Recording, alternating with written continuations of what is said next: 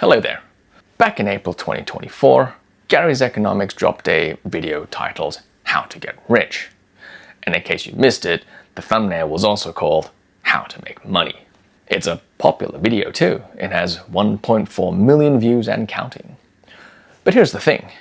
Gary forgot to answer how to get rich or how to make money. And for that many viewers, that's almost 15 Wembley stadiums of unmet expectations. I believe he's trying to make people angry, which I think is what you're meant to do on the internet these days. I'm still learning. I'll get there. In the meantime, Gary did cover some key points though. To get rich, Gary suggests having a rich parent. Difficult to implement, but nonetheless true. Another way is to get a high-paying job like trading at a bank, like Gary. He advises against stock trading with your own money. It's essentially gambling. Better to gamble with other people's money, like Gary. This is a very, very simplified summary of his video. It is 15 minutes after all. So go check it out for the full details. Also be prepared. You will be hearing a fair amount from Gary about how good Gary is at trading. But you shouldn't do it. Gary good at trading. And that was it. I gotta say, it's a little disappointing. He neither answered how to get rich nor how to make money. So I'll give it my best shot. From what I can tell, there are 3 ways to get money. Firstly, have it gifted to you. This is Gary's have a rich dad quip. It doesn't have to be a parent, can be other forms of inheritance or sugar daddies, sugar mommies, sugar people. Never mind, not important.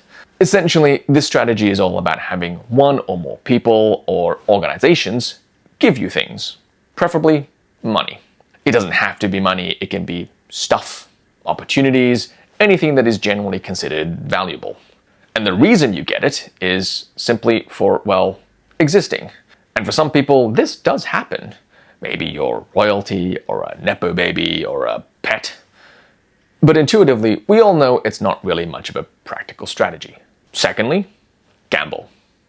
It's not a great way, but it is a way. Life has unpredictability. You can make bets on this unpredictability. This can be through variations in the price of a company on the stock market, or on the variations of a dice roll at the casino. There are differences though, and I can explain those differences at a later time. Fundamentally though, the bets all essentially work the same. We're uncertain about the future. So step 1, find someone that disagrees with you about that future. Step 2, make a bet on that difference. And step 3, once the future reveals itself, one of you can profit from that outcome, at the expense of the other. And there are ways to have an advantage in this uncertainty prediction. Maybe you know that it's going to rain this morning and nobody else does. And horse number 5 is the only horse that can run good in the rain. Maybe you're less uncertain about how bad your poker hand is this round. That's because the guy opposite you scratches his nose every time he has great cards. Maybe you know that some company is going to report exceptionally good earnings next week.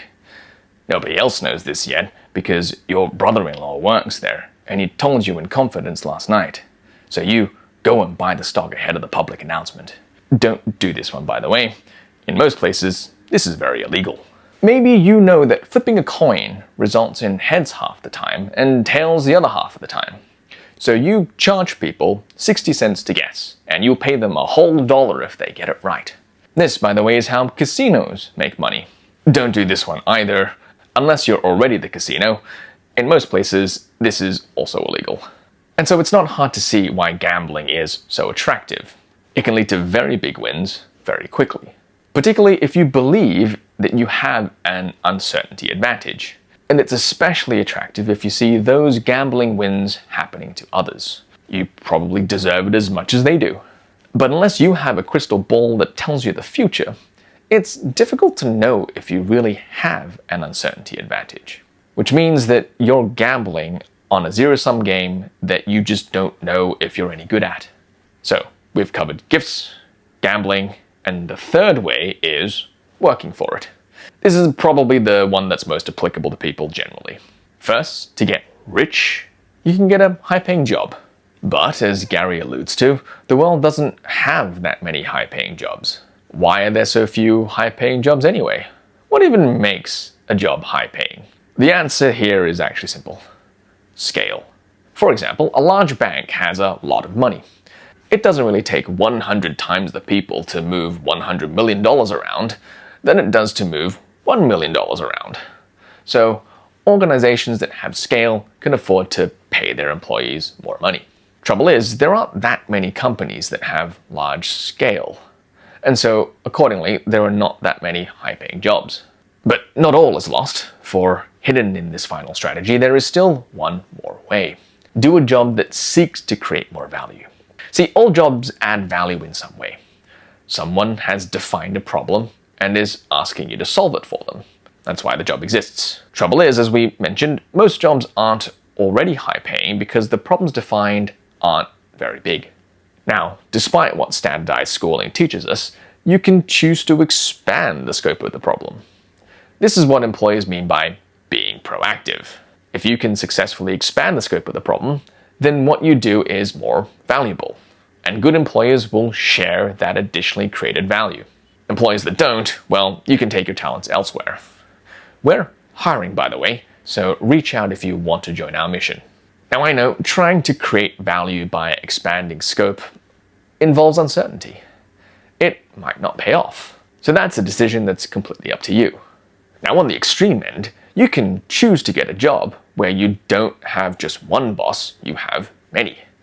And if you're unlucky, maybe none. These people are referred to as entrepreneurs. Uncertainty in this situation is much higher. You have left the confines of a structure that others have created that you know works, we call this employment, and you have many more variables, many more moving parts, and many more fires to fight. But fundamentally, it's still the same principle. You're expanding the scope of a chosen problem. The more you expand the scope, the greater the uncertainty.